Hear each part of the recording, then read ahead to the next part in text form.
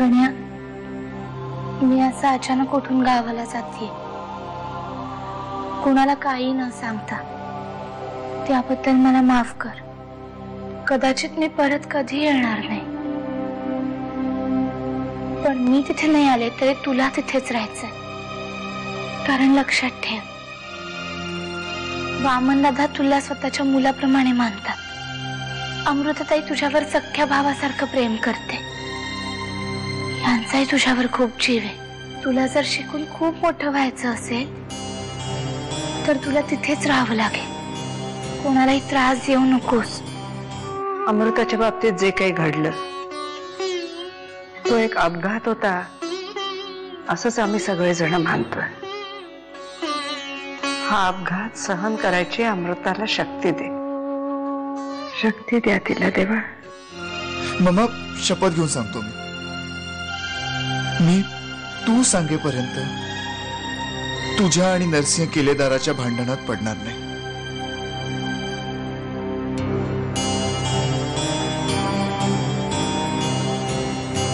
पण mamma please, मला तुझ्यापासून दूर पाठवू नकोस. इतकी वर्ष तुझ्यापासून दूर राहिल्यानंतर आता मला तुझी किंमत कळली. Please mamma. तू माझी शपथ घेतलीस ना, माझी खात्री पटली.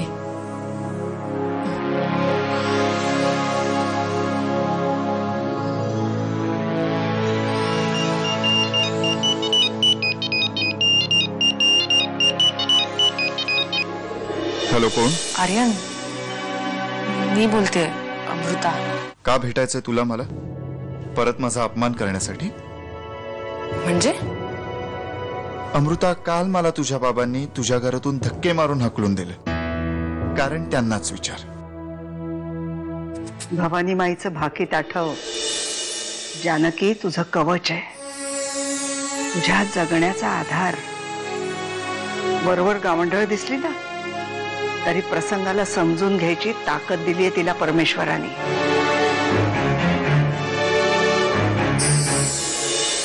अमृता, तू कुठे निघालीस? इथून पुढे मला नरसिंह किल्लेदारांच्या घरात राहायचं नाहीये. मी हे घर सोडून जाते. आई कुठे? अगं ती 10 वर्षांनी माहेरायला गेली. फोन केला असता तर तिचं पोचायच्या आधीच परत आली असती, म्हणून नाही केला. नाही, एवढे तिला सावकाश.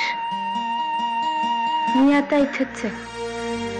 ज्या माणसामुळे मी नॉर्मल झाले घरात धक्के मारून हाकलवलं तुम्ही. बघितलं सत्याबाई, मी तुला म्हणालो होतो ना, मी कोणालाही तोडत नाही, पण माझी माणसंच माझ्यापासून लांब चाललेत. या सगळ्या प्रकरणात त्या बिचाऱ्या आर्यनचा काय दोष आहे?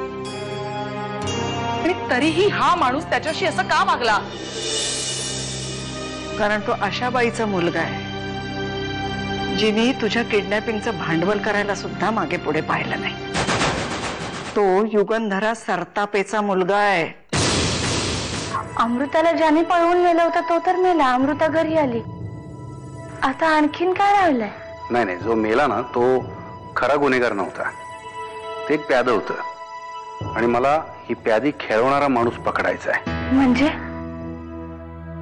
अजूनही कोणी असण्याची शक्यता आहे? ज्यानं माझ्यावर गोळी चालवली ना तोच या अपहरण नाट्याचा प्रमुख सूत्रधार. मला त्याच्यापर्यंत पोहोचायचंय. पण मिसेस किल्लेदार, यात मला तुमची मात्र मदत लागणार आहे. पण मी सध्या रमावतीला असते. गरज पडली तर मी तुम्हाला तिकडेही येऊन भेटेन.